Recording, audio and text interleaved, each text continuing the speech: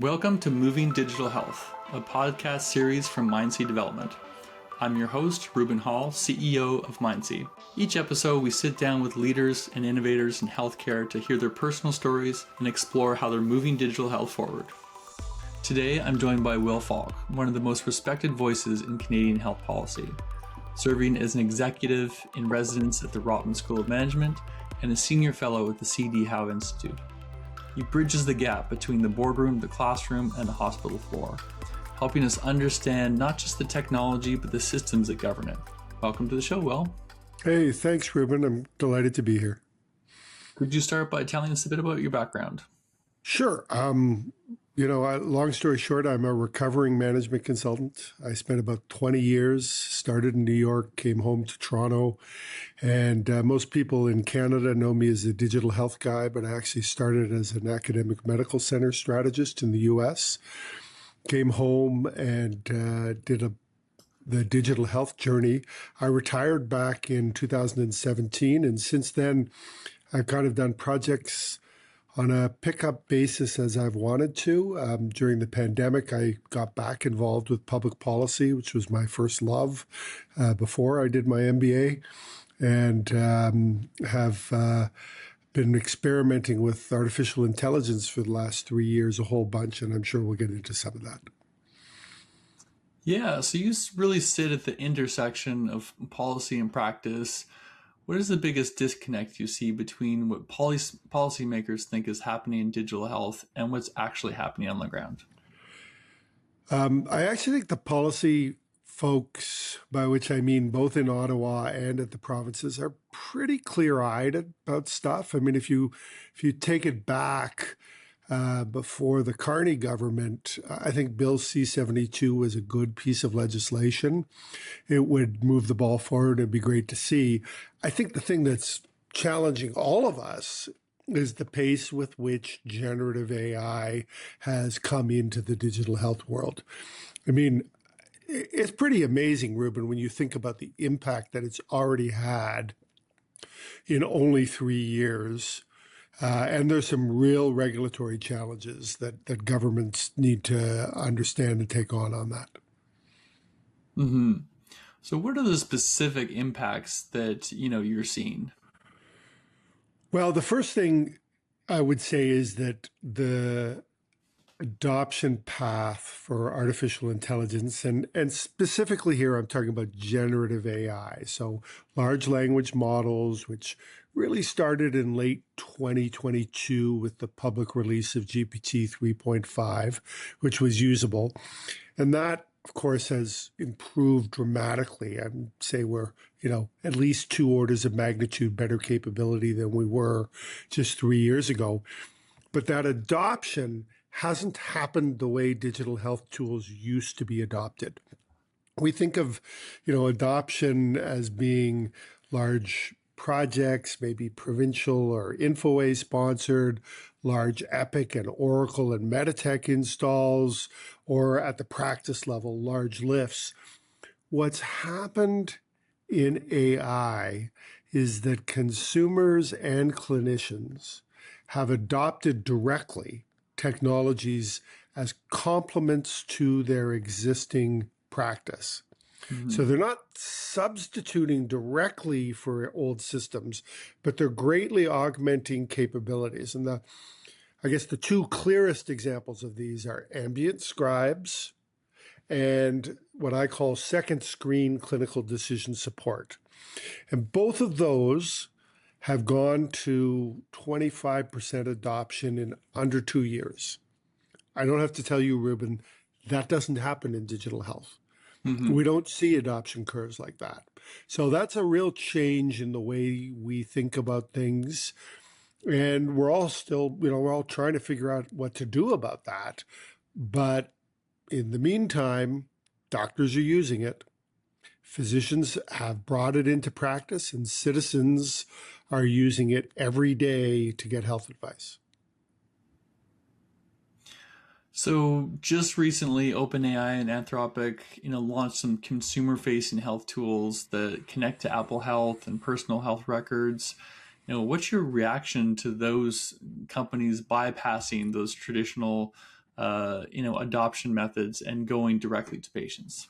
Okay, so I'm going to unpack that because their new products are a little unclear yet. What is clear, and interestingly, I'll pick on OpenAI because they did a public service. They dropped their usage numbers at the end of 25, and they put those out.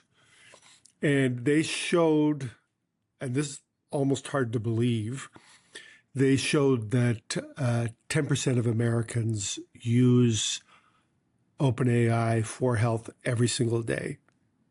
And that I think the overall usage numbers are once a week are 120, 140 million. They also showed, and this is fascinating, 70% of usage is outside of office hours, normal office hours, 8 to 6. And then they also did a deconstruction on rural and remote usage. And again, they showed that there's big equity gains, there's big information gains. So the challenge for us as, health system players, in air quotes, is how are we going to deal with patients who are getting this much information and using it? I will say personally, I use ChatGPT regularly. I'm an older guy. I got a few things going on. I use ChatGPT regularly, not to replace my doctor, but to inform me. Now, I said I'd unpack, but maybe I'm talking too long. Do you want me to go forward into the new products? Because what I really talked about was before the product launch there. These new products, okay, it's really early days. So this comment may not live that well. But when you look at the chatter right now in groups that should know, the new products with the guardrails are not as good as plain vanilla GPT. Mm-hmm. And that's really funny, right? Because what that says is that when you put a guardrail around, and I can unpack what a guardrail is if you want, when you put a guardrail around a large language model, you may make it safer, but you may actually make it less good at the same time because you're constraining what it can think about. Yeah, it's that risk reward balance, right? For sure. For sure. And, for better or worse, we haven't accepted paternalism around how we use the internet. I think it's safe to say people use the internet in stupid ways, and they do things on the internet that they probably shouldn't. And when you think about it from a citizen point of view, and again, I'm being careful not to advocate because I can tell you the position that I advocate. I'm just trying to represent the debate that's going on because it's an important one. But if you think about it, ChatGPT and AI generally is really becoming an internet replacement technology. This isn't just a healthcare thing. This is every sector. But in healthcare specifically, the volume of global health sources between the middle of 24 and the middle of 25 dropped by 30%. So 30% fewer people searched on the internet, as reported by The Economist magazine. I mean, that's a big drop, right? Like if I told you that in a one-year period in 1980s, newspaper volumes dropped by 30%, you'd be like, holy crap, that's a big change. And that happened kind of without anyone really noticing. And it was before Google started showing that little Gemini box up in the corner, right? So, a lot of us, I don't actually have a Gemini license, although I'm going to get one because they're doing terrific things. But, when I do a Google search, I look at the Gemini thing and often I go one shot to the Gemini thing now. I don't know what you do personally, but that's internet replacement. And we don't regulate internet health advice, or at least we haven't historically, unless it violates other laws somewhere. So are we going to regulate AI healthcare advice? We haven't. And so let's talk about the difference there, right? So what's the difference between a patient just Googling their symptoms and looking for a device that way, like, what they would get in a web search versus, what they're getting from a generative AI model? Well, okay. So first off, it's a caveat emptor world at the moment on large language models. There's a bit of a trap in your question because I don't want to put myself in the position of arguing that people should be using large language models for medical advice because I don't think that. Fair. What I think people should be doing is using appropriate guardrails either themselves in how they prompt, or that health systems should start providing guardrailed prompts out to citizens so that they know what they're doing. So, for example, and you can, if people are interested, they can look at my social media feeds to see some of the examples of these prompts. But you can very easily say, please only look at academic medical centers. Please only look at, the Diabetes Foundation website or the Heart and Stroke Foundation website. You can constrain choices. You can guardrail on the intake side. You can guardrail on the external side. That's how the clinician-grade services work. So, switching topics on you here a little bit, the clinician services, by which I mean Open Evidence and Doximity, Amboss, Dynamed, and soon to be Abridge, Walters WK.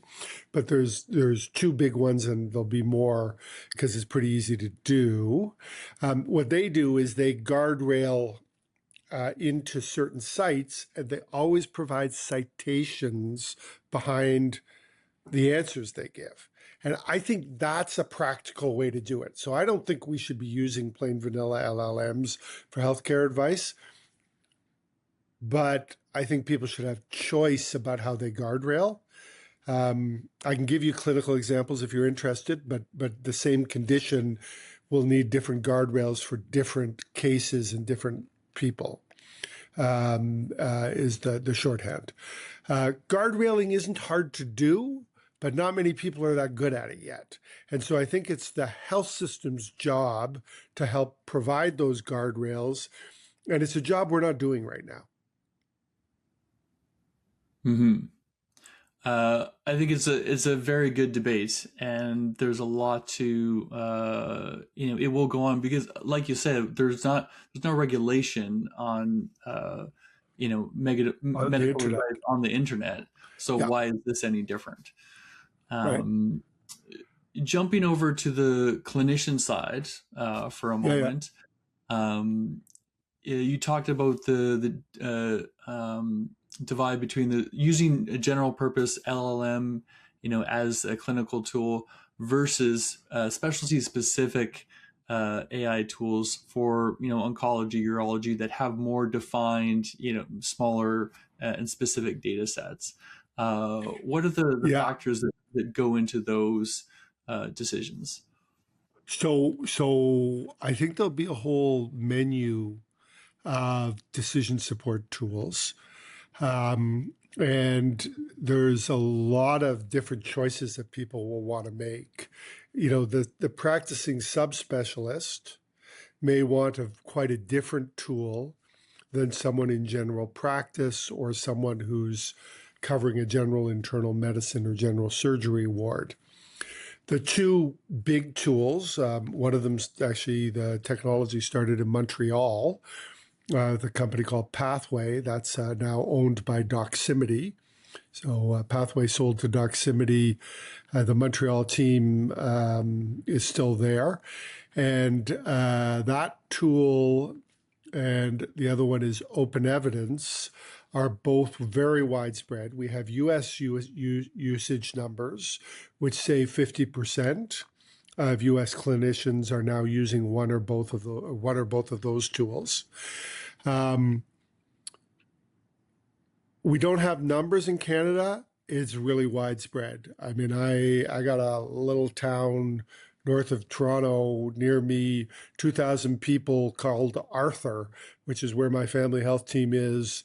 And I was in there, and the nurse practitioner was on Open Evidence. So it's not just the academics who are doing this, but we don't have clear numbers. if I had to guess, I'd say it's somewhere between a third and a half of practicing clinicians.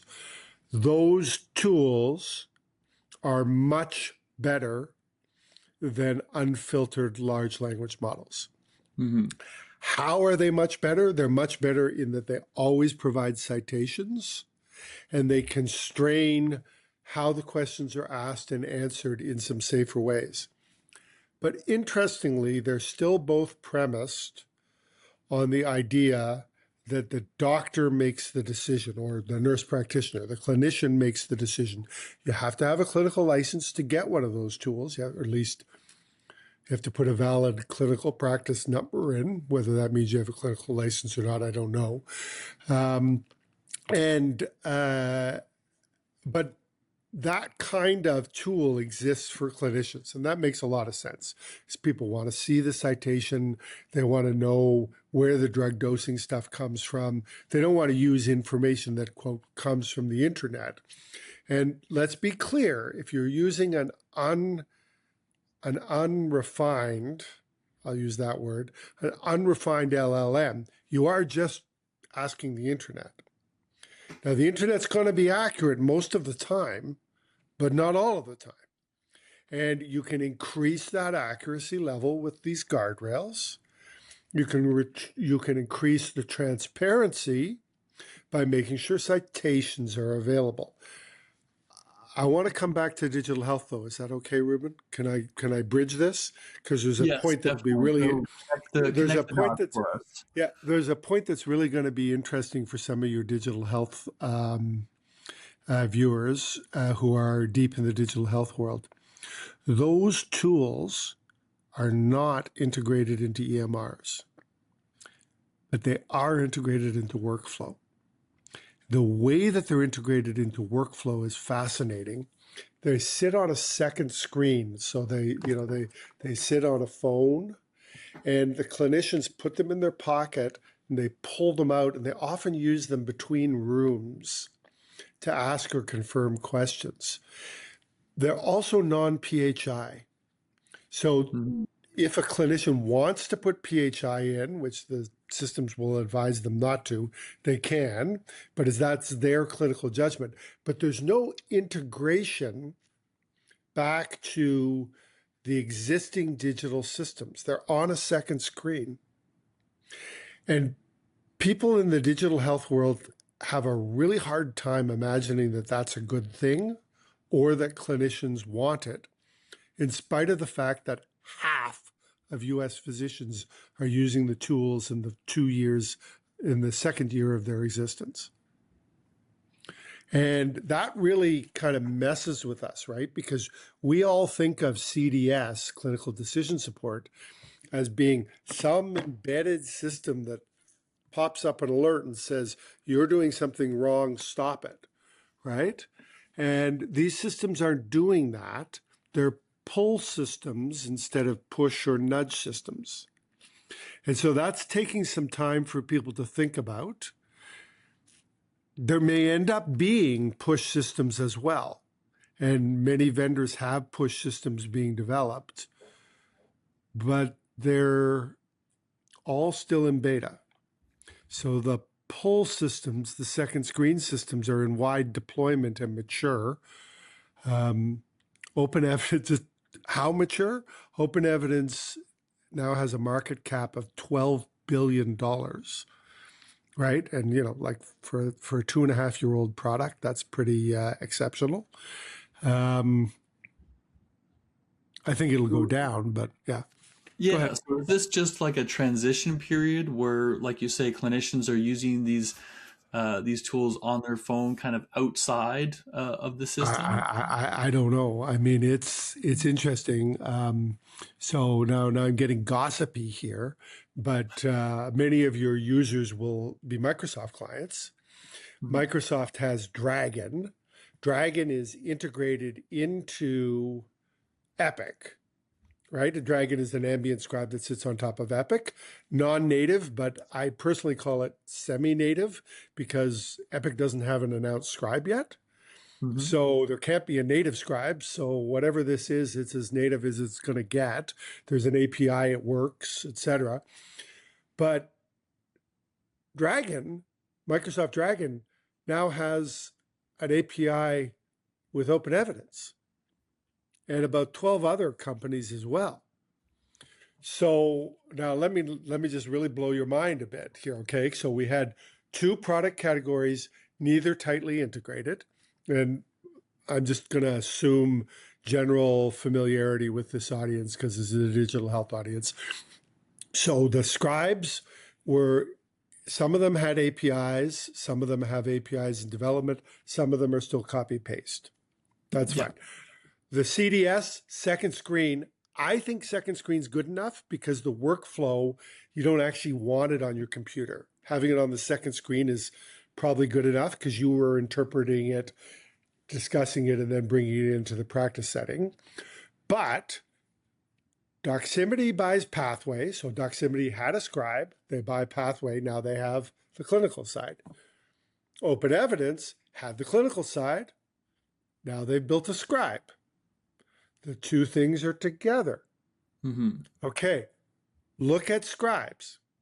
Scribes are interesting. They're in-visit support ambient. But when you look at the constellation of stuff that goes around a scribe, some of my writings you'll find online, I've described almost 30 functionalities. So there's in-visit functionalities like CDS, like translation, like resource availability, social determinants availability. There's pre-visit functionality, history and physical connection, assembling the lab tests from, in Ontario, we'd say OLIS and the GTA Connect, and pulling all that together. And then post-visit, we have what we call an e-referral. We have what we call an e-consult. You know all of these things. We have prescriptions. We have letters for the workers' comp board. We have sick notes. All of those are just artifacts that a scribe can do. Now you put scribe, you put CDS together, you start adding 8 or 10 of those functions around. Now I got a front-end consumer-facing, in terms of the physician being a consumer, I got a consumer-facing clinical co-pilot, and you'll see clinical co-pilot started appearing in early 25. Microsoft renamed Dragon the Dragon Copilot. Watch the Copilot world. Watch the Canadian companies. Tally's got a Copilot-like thing. There's a bunch of these that have Copilots.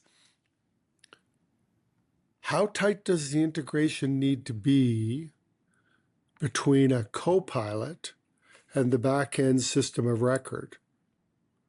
We call that back-end system of record an EMR. Yep. Or an EHR, or an HIS. But we got 3 EMRs in ambulatory care in Canada. We got 3.5 EHRs in hospitals. None of them are the same. There's like a tiny little overlap somewhere outside of Ottawa where Epic is covered on both. I can't get you to laugh. Okay, but those 3 and 3 now both have a clinical copilot level on top of them. Clinical copilot may or may not have an API back. Maybe it's copy paste, but maybe it does. In Ontario now, hospitals are allowing you, if you own an ambulatory clinical copilot, to walk into the hospital and use your copilot and copy paste into the hospital EMR. Okay. One copilot, 2 EMRs. What if the copilots could follow the doctor regardless of their site of practice? What if I can use the same copilot when I'm in you're in Nova Scotia, so whether I'm in my Oracle hospital or my Meditech hospital, because you guys still have those, or whether I'm over in my old, who owns Nightingale now? I guess TELUS. Anyway, but like if I could use it in all of those practices, and it's the same front end for me, what's workflow integration in that world? It's different than EMR integration. And this is the question that comes up is where are the big players like the big EMRs in terms of these products, right? Why doesn't Epic have a native scribe?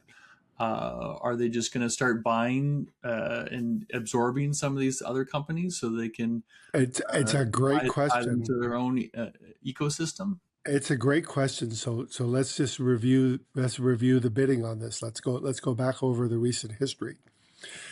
If you go back to July, way back to July of 25, neither company had an announced. I'm saying neither company. I'm talking about Oracle and Epic right now. I can do Meditech separately, but it's a bit different. Neither Oracle nor Epic had an announced strategy. Both of them had partnerships. So both of them still have partnerships with Abridge, big US scribe, market cap 6 billion, but big US scribe, and important because Oracle still has that partnership, I believe, for their VA contract, which is 9% of the US business. So that's not a small API, right? Like that's a big API. Yeah. And Epic had an API with Abridge and with Microsoft. In the fall timeframe, as OE and Docs and the scribes start gaining traction, they do announcements at their conferences. They announce that they're going to have a scribe product. They announce that they're going to have a clinical decision support. As of this moment, I believe it to be the case that Oracle is in beta for their scribe product in 2 Canadian hospitals. I'm not going to name them. I know they offered it to at least 5 or 6, and maybe there are more than 2. I'm not certain on the number, but they're in beta. They don't, I believe, have a full product out as of January 26, but they will in 26. Epic is a little behind that and doesn't have a full product out in either area. What they did do, but really importantly, they announced that these products will be core to EMRs going forward. So they validated the use case and said that the use case was critical going forward before they launched a product. As I'm sure you and many of your viewers know, that is not a strong position to be in. You want to have a product before you announce it, if you at all can. Having to do a defensive announcement followed by a launch has at least the risk of failing to deliver on launch. And if either of those guys fail to deliver on launch, that's a problem. It also makes it very hard to claim that you can't open up an API, since you already had an API open and have had an API open for a year for your vendors because you were pursuing a partnership strategy. Mm-hmm. So, if you can't, and again, I'm assuming a level of sophistication with your viewers. I'm sure everyone is familiar with how these vendors monkey with their API strategies to try to sell new product areas and keep everything in-house. Going to be hard on this one to claim that there isn't an open API. And, if I was a Canadian vendor in this space, I would want to see the specs of that API and have it open for all Canadian vendors. Sorry, that's a sore point for me. I didn't mean to get so hot. Yeah, you're really steaming there. Mm-hmm.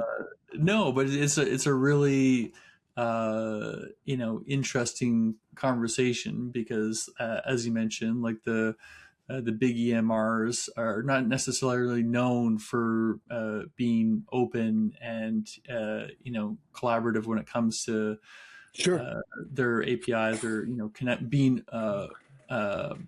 less than a walled garden. And everything I just said. And what they move is extremely slow as well. So okay, they've announced that these things are coming. How long? How far are they lagging behind all the smaller, nimbler products that are already out there in the field? For sure. And I'll just add one thing and come back to a question you asked much earlier in our discussion. everything I just described around co-pilots, that's all before OpenAI and Anthropic make their early January announcements. Mm-hmm. And I have no idea what that means for the big EMR vendors. I'll also point out that I'm primarily focused on the hospital side in my answer, but you can replay that whole answer on the primary care and ambulatory side as well. You just have to change the names to protect the innocent.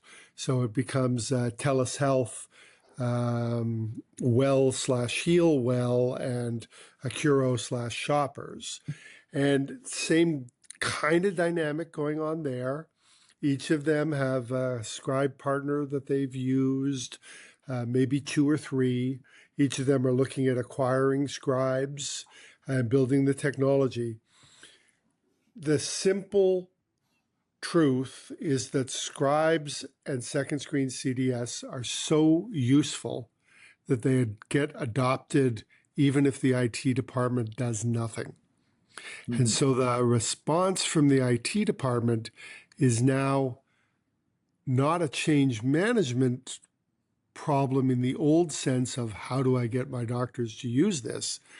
It's how do I incorporate the fact that my doctors are using this into my decade-old products that are starting to look a little clunky compared to some of these modern AI-fronted applications. Mm-hmm. Going back to OpenAI and Anthropic's, kind of consumer-facing health tools, they do make promises about handling PHI and integrating with EHR systems. But again, they're large, general-purpose models trained on those massive data sets. So, how skeptical should healthcare organizations be about adopting those that Well, less. I mean, it's the question, right? Is when does the let's back it up a bit. When does the care journey start, and when does the care journey end, and where does the health system want to be involved? A lot of people are using AI on their care journey, whether they tell their health system or not is a question. Should the health system influence which LLM they're using and how guardrailed it is? I think yes. I think that they should be making sure it's HIPAA compliant or PHIPAA compliant in Canada. I think that it should be, as we've done with some of these other product areas, we need some safe harbors where we can say, this is private and secure, and this is appropriately guardrailed. I don't think that that should be done as a ban. I think it should be done as a positive statement first, because I think most people understand that using plain vanilla LLMs, meaning unguardrailed LLMs, is probably not a great idea, right? Just the same way most people understand that doing a Google search and landing on the Hopkins website is different than a Google search and landing on the Goop website, right? So I think, that guardrailing process has to gain some speed. It's interesting, right? So I'll link the two conversations. We could just give open evidence and doximity to patients. We could just say, hey, here's what your doc's using. You use it too. Why do we not do that? You were saying before that those products assume a level of education and sophistication, right, of the end user. Okay, so great, but what's the patient equivalent?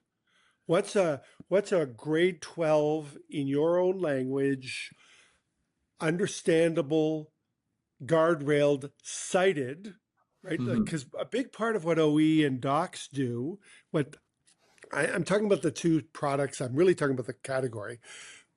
A big part of what they do is return information with the source noted so that you know that it's from the Nova Scotia or Alberta website, right? Hmm. We can do that, right? Like, honestly, you and I could do that right now in 5 minutes, right? Like, it's really not hard.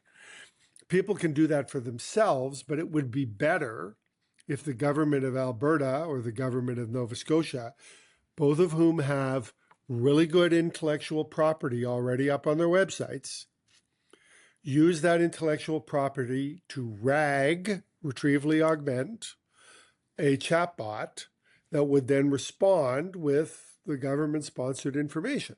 That's not hard to do. That's a class assignment for one of my master's classes. Okay, and we should be doing that routinely. Why do people not do it? Because even those guardrailed systems, and this, by the way, is going to be a big problem, I think, for OpenAI and Anthropic. Even guardrailed questions have a high error rate, right? Yeah. I mean, look, the dirty little truth is that our existing system has a high error rate, right? And so it's like self-driving cars.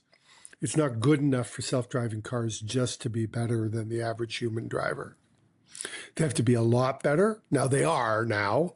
And so they're getting adopted. But it's the same kind of thing, right? And I think that's a healthy tension. I mean, yeah, and I think 10%, yeah. you shared with me a draft of a paper you're working on that's coming out later in February regarding AI in Canadian healthcare.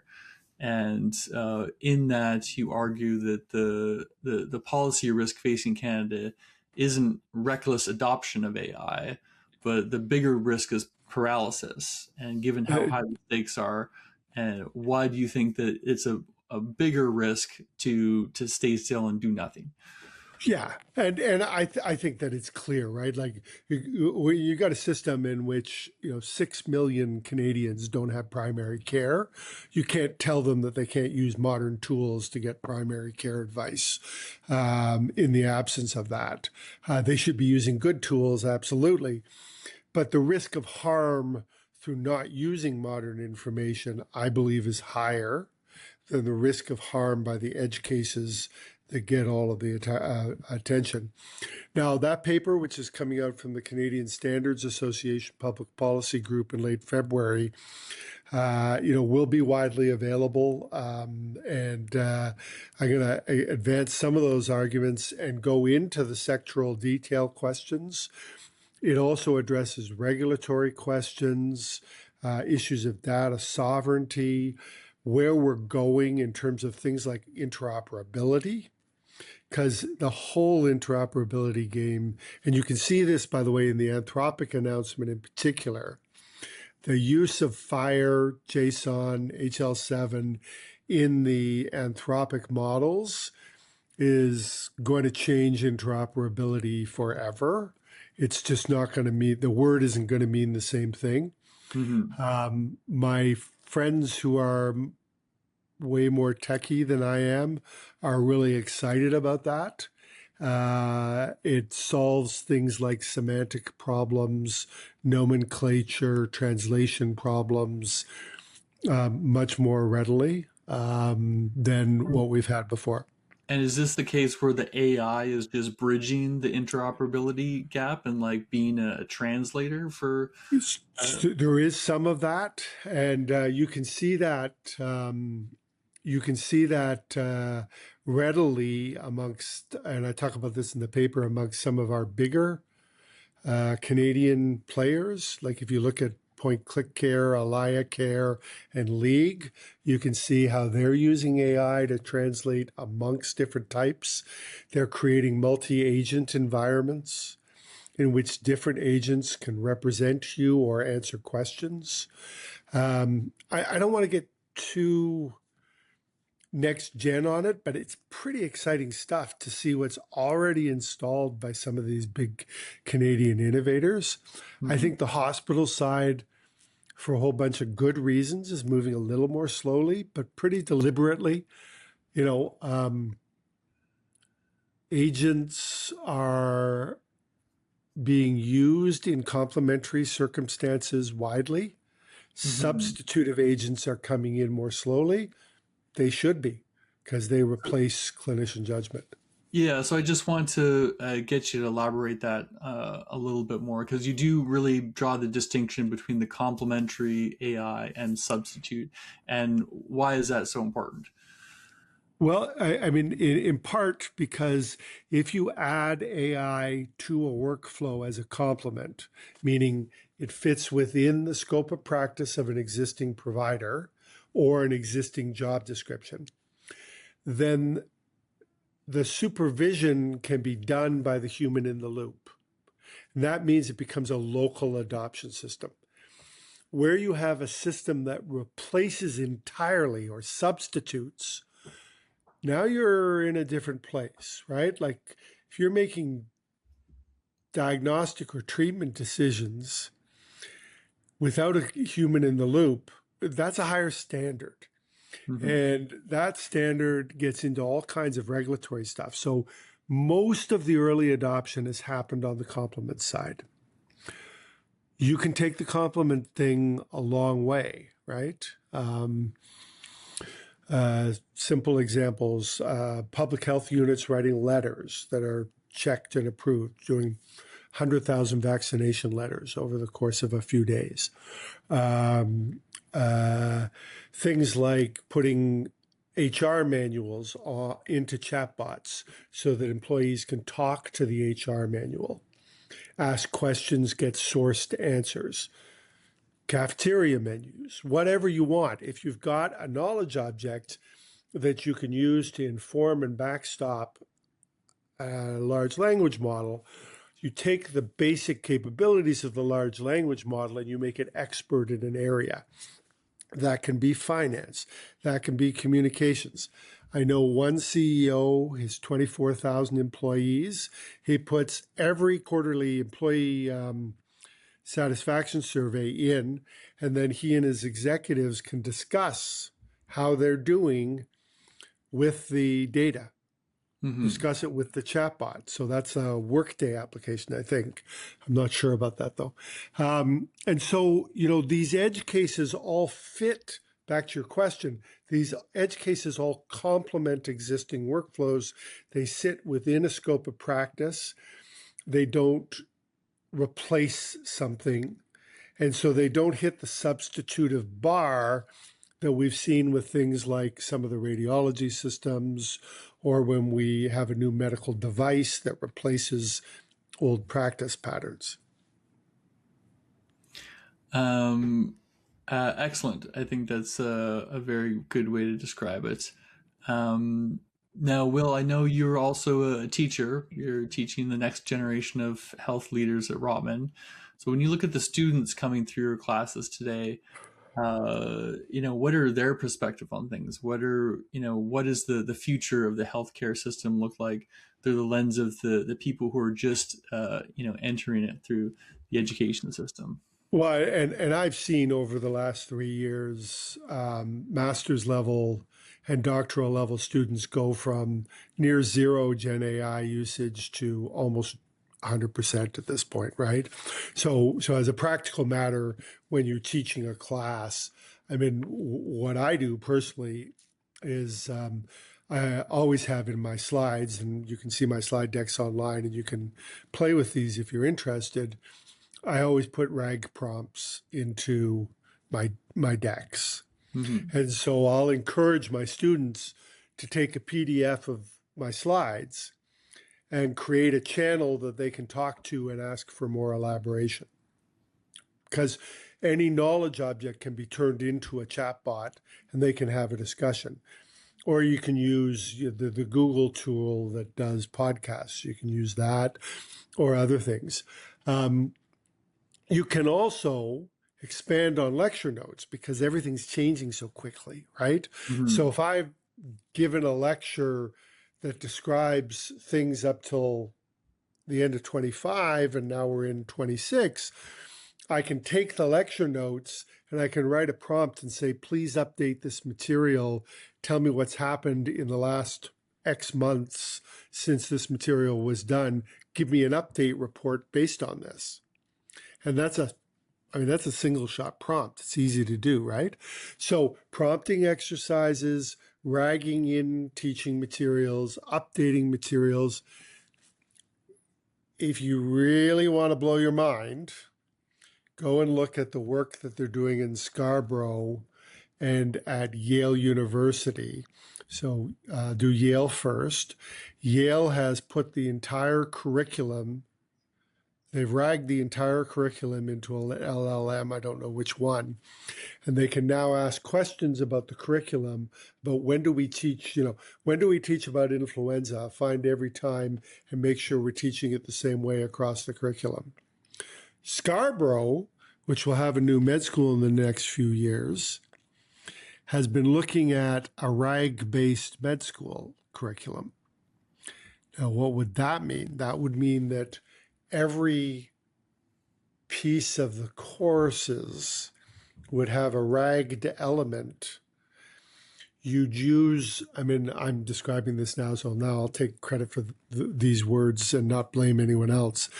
You'd use synthetic patients, synthetic evaluators, and synthetic colleagues, and you'd replace one or more of the vertices in the triangle, and you get different learning systems depending on which ones you replace.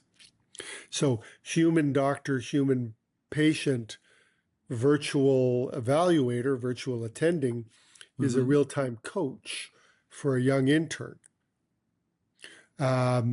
Synthetic patient, human evaluator, human clinician, that's a second-year med school case study. Right? And if you rag base everything and drop in synthetics in different places, I think you're going to blow medical education out of the water. So I'm really excited by that. I use the med school example, but I will point out very quickly that that is true about almost every education system. And I've been playing around, just totally hacking this for fun. But in my province, Ontario puts all the English and all the math curriculum for grades 1 to grade 8 online. All that intellectual property is just up there. And you can take your own AI and you can query it. You can say, okay, my kid's in grade 3 English, tell me what they're going to learn this semester. And it'll give you a 1,500 word essay on what your kid's going to learn in grade 3 English this semester. Now, obviously, it's only as good as whatever the curriculum that's put up there. But anytime you think about a knowledge object, and we haven't talked a lot about all those EMRs, but ultimately EMRs are just knowledge objects, right? I mean, they're not very good ones, honestly. But if you look at the way League and AlayaCare, the Canadian unicorns, are using it, they're taking data and they're using the data to create, in the case of League, a health story, a My League health story. And the data they're using, some of it's like US administrative data, Reuben. That data is crap, right? Like it's, it's like billing data. But you can rag billing data into an LLM and turn that LLM into a pretty decent chatbot. And if I get it to tell me my health story and I can correct it, that health story then becomes an English language representation of my health that powers, in the case of League, a concierge service that acts on my behalf. So now this is a US use case, but prior authorization, right? If I need to do a prior auth, it knows enough about my health thing to fill the forms out for me. Right? Like, how great is that? And none of that's substitutive. It's still going to fill the form out for me and give it to me, and I'm going to read the form, make sure it's filled out correctly. But like even in Canada, filling out insurance forms is craziness. And in the US, thank you, OpenAI, we know this. 1.6 million people every day ask ChatGPT about their insurance approvals. Like it's like a big thing, just insurance approvals is 1.6 million people every day. And those are people who are struggling with bureaucratic nightmares. And ChatGPT is pretty good at bureaucratic nightmares. One final point on this, because it's important. Equity gets built in here, right? You can easily and natively translate anything you do into OpenAI into at least 5 languages. I'm going to do it from memory, 6 languages. So French, so you're always bilingual, simplified Chinese, Hindu, Tagalog, maybe it's Italian and Portuguese. I don't remember what the 5 are that we did, but if you've got a parent or grandparent and you're trying to explain their medical record to them, and you can drop that into ChatGPT and get a Portuguese explanation that they can read, like, how is that not a good thing, right? I mean, you're still going to trust only the English language version, yada, yada, yada, privacy, security, all that stuff. I mean, I can do the same speech that we can all do. And all of that has to be built in. But being able to give your grandmother her medical record, in her language and explain it to her is, because most of us can't translate, influenza into Portuguese, right? No. Even if we speak Portuguese. Okay. Yeah. My head exploded again. I'm sorry about that. Well, it's fascinating to hear you talk, Will. We could go on and on for hours, I'm sure. Well, certainly I can, yes. I hope people will read the paper. I really appreciate the chance to be on with you, Reuben. Yeah, no, it was great to have your perspective and share your wealth of knowledge and what's happening behind the scenes with healthcare and the adoption of AI as well. It's fascinating stuff. So thank you so much for joining me on the podcast today, Will. My pleasure. And anyone who's connected with you who wants to connect on LinkedIn, please feel free. I'm happy to continue the discussion there. Thanks, Reuben. Enjoy. Certainly. And thanks to everyone for listening to the Moving Digital Health podcast. If you enjoyed the conversation, please go to movingdigitalhealth.com to subscribe to the MindSync newsletter and be notified about future episodes.